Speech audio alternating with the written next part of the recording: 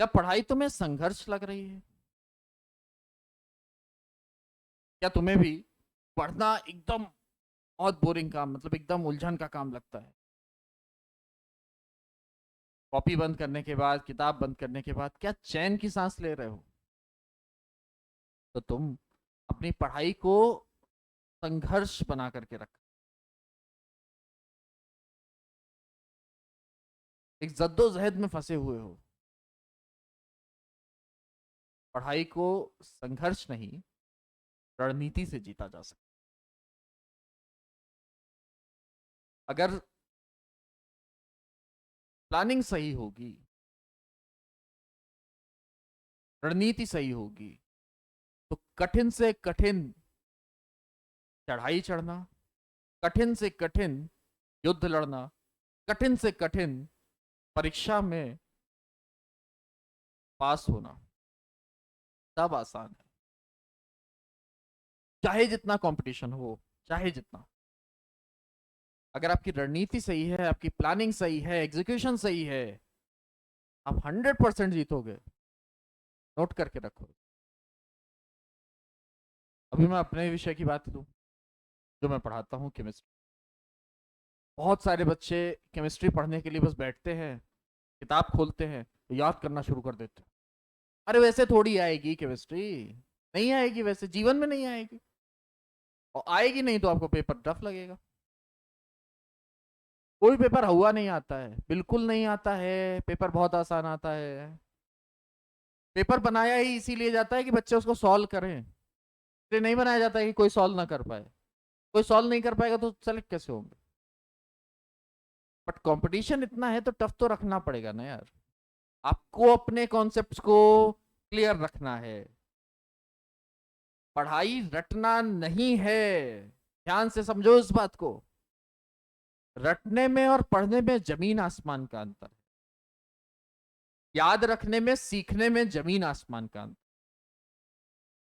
अगर आप कोई चीज याद रख लोगे, अप्लाई नहीं कर पाओगे। आप सीखोगे। गाड़ी चलाना याद करते हो कि सीखते हो? बहुत सिंपल सिंपल सी बात है। गाड़ी चलाना याद कर लेते हो कि सीख लेते हो? खाना बनाना याद किया जाता है कि सीखा जाता है? आप याद करके रखते हो क्या कि इस सब्जी में 1 चम्मच मसाला पड़ेगा, इस सब्जी में 2 चम्मच मसाला पड़ेगा, इस फलानी सब्जी में 1 चम्मच नमक पड़ेगा? ऐसा सीख याद रखते हो क्या? आप सीख लेते हो कि ये चीज, ये सब्जी है तो ये इतने टाइम में पकेगी, इसमें पकाने के लिए इसमें नमक डालना है। अरे हाँ कि ना? इस सब्जी में ऐसा मसाला पड़ेगा तो ही टेस्ट आएगा। गलत बोल रहा हूँ क्या? अगर आप पढ़ाई को याद करना शुरू कर दो, पॉसिबल है क्या यार? अगर मैं सिर्फ नीट की बात करूं और सिर्फ एनसीईआरटी के किताब की बात करूं, तो 4 फिजिक्स, 4 केमिस्ट्री, 2 बायो, 10 किताबें याद करके अप्लाई कर लोगे? क्या इन 10 किताबों से पेपर आता है? हाँ सर, इन्हीं 10 किताबों से पेपर आता है, 10 एनसीईआरटी से पेपर आता है। लेकिन क्या एनसीईआरटी की लाइन आती है ना? इन एनसीईआरटी से पेपर आता है, लेकिन उसको अप्लाई करने आना चाहिए। अगर तुम पढ़ोगे और तुमको एप्लीकेशन नहीं आया तो फायदा क्या हुआ पढ़ाई का? अगर तुमने याद कर लिया, मान लो बहुत अच्छी तुम्हारे पास रटने की शक्ति है, तुमने 10 किताब उठाई, रट डाली, एकदम line to line by heart कर लिया, बट अप्लाई नहीं कर पा रहे हो ना यार। और अप्लाई नहीं कर पाओगे तो रटने से कोई फायदा नहीं है। आजकल तो बोर्ड का पेपर भी नहीं निकलेगा रटने से। अगर आप सोचो कि अच्छी रैंक लेकर के आए हैं बोर्ड के पेपर में, तो वो भी नहीं निकलेगा रटने से। बट समझ के पढ़ोगे, सीख लोगे पढ़ना। पहले पढ़ना सीखो यार। मैं दावे के साथ कह रहा हूं कि आज की डेट में जो बच्चे, जितने भी बच्चे नीट और जेई का पेपर दे रहे हैं, उसमें से 50% बच्चे ऐसे हैं जिनको ठीक से नोट्स बनाने नहीं आता है। अगर उनसे कह दिया जाए कि किताब उठा करके नोट्स बना डालो, तो वो ठीक से नोट्स नहीं बना पाएंगे, क्योंकि आपने सीखा ही नहीं है यार पढ़ना। आपने नहीं सीखा है। आप 11th 12th बोर्ड्स के लिए पढ़ रहे थे, उसके बाद आप नीट और जेई के लिए पढ़ रहे हो, और उसके बाद आगे 4 साल इंजीनियरिंग या मेडिकल के लिए पढ़ोगे। आप सीख नहीं पाओगे पढ़ना। और आप ही के, क्या ये जो बहुत सक्सेस हो जाते हैं लोग, बहुत अच्छा पैसा कमाने लगते हैं, बहुत सक्सेस हो जाते हैं, हर जगह जॉब लग रही है, वो उनको ऊपर से अलग से टपकाया गया था क्या? नहीं ना। हमारे आपकी तरह ही जन्मे थे, हमारी आपकी तरह ही काम करते थे, हमारे ही आपकी तरह पढ़ाई करते थे, और हमारे ही आपके बीच में से निकल के गए हैं। फिर कैसे वो कुछ बहुत ऊपर चले जाते हैं, कुछ बहुत नीचे रह जाते हैं? क्योंकि वो सीख लेते हैं यार पढ़ना। सिर्फ पढ़ना ही नहीं, आप अपने जीवन में कोई भी काम करेंगे, अगर जब तक सीखेंगे नहीं तब तक आप सफल नहीं हो सकते। सोचो, एक आईटी इंजीनियर है और अपने कंपनी में वो जॉब कर रहा है, उसने किसी XYZ प्रोजेक्ट पे काम किया, उसने उस प्रोजेक्ट के कोड्स को याद कर लिया, तो उसको सब लाइंस याद हो गई। मान लेते हैं, वैसे तो पॉसिबल नहीं है बट मान लेते हैं। क्या उसके सारे प्रोजेक्ट्स पूरे लाइफ टाइम उसी कोड से चलेंगे क्या? अगर उसको लैंग्वेज में कोड लिखना ही नहीं आता होगा तो दूसरा प्रोजेक्ट कैसे करेगा? या उसी प्रोजेक्ट में कोई एरर आ जाएगी तो कैसे सॉल्व करेगा? नहीं कर पाएगा। मैं आर्किटेक्ट का एग्जांपल लेता हूँ, मैं आर्किटेक्ट हूँ इसलिए आर्किटेक्ट का एग्जांपल लेता हूँ। अगर कोई बच्चा आर्किटेक्चर में, कोई student, all architects are the student of architecture, कोई आर्किटेक्ट एक 20 बाई 40 के प्लॉट की डिजाइन याद कर ले कि 20 बाई 40 में कोई भी प्लॉट बनाना होगा, मैं ऐसा बना लूंगा। क्या हर 20 बाई 40 के प्लॉट पे उसके जगह बैठ जाएगी वैसी? क्या उसके पास जितने प्रोजेक्ट्स आएंगे सब 20 बाई 40 के ही आएंगे? तो अगर उसको डिजाइन करना नहीं उसने सीखा होगा, क्या वो अलग अलग मल्टीपल प्रोजेक्ट्स को हैंडल कर पाएगा? नहीं कर पाएगा। अलग अलग लेवल के प्रोजेक्ट्स को हैंडल नहीं कर पाएगा। बिल्कुल उसी तरह आपके साथ भी है ना बेटा।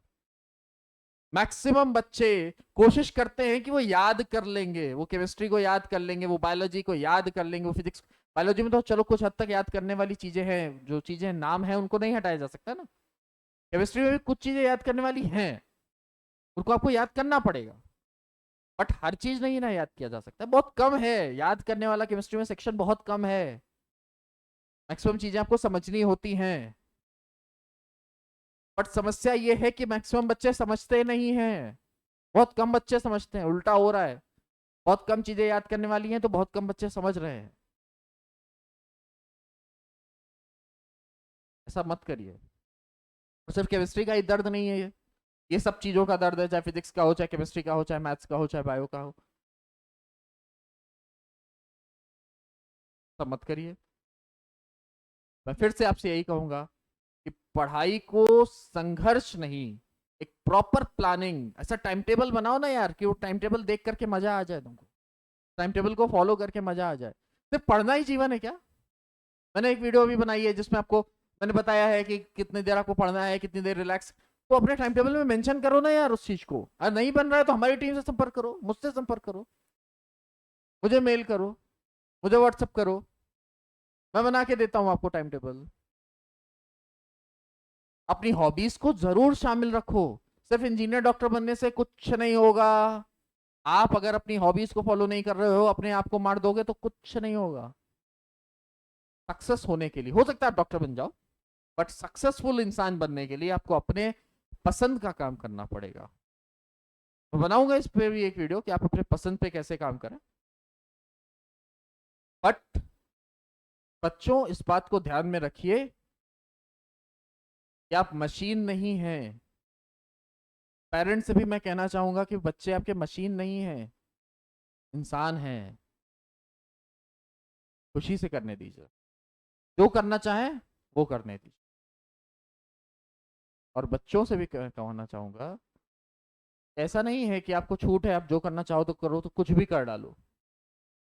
उसको देखो कि वो आपके लिए फायदेमंद है क्या, आपके पेरेंट्स के लिए फायदेमंद है क्या, आपके हॉबी है क्या, आपकी हॉबी क्या है पहले उसको समझो ना यार, आपको शौक क्या है वो समझो ना यार। मिर्जा गालिब साहब की एक शेर है, जगजीत सिंह साहब ने गाया है और बहुत सारे गायकों ने गाया है, उससे मैं इस वीडियो का अंत करूंगा कि हजारों ख्वाहिशें ऐसी, कि हजारों ख्वाहिशें ऐसी, हर ख्वाहिश पे दम निकले, बहुत निकले मेरे अरमा, फिर भी कम निकले। तो आपको ये वाली फीलिंग आने लगे ना, उस दिन समझना कि हाँ कुछ किया। तब तक के लिए बहुत बहुत साधुवाद। ख्याल रखिए अपना, अपने परिवार का। बहुत बहुत धन्यवाद। Thank you.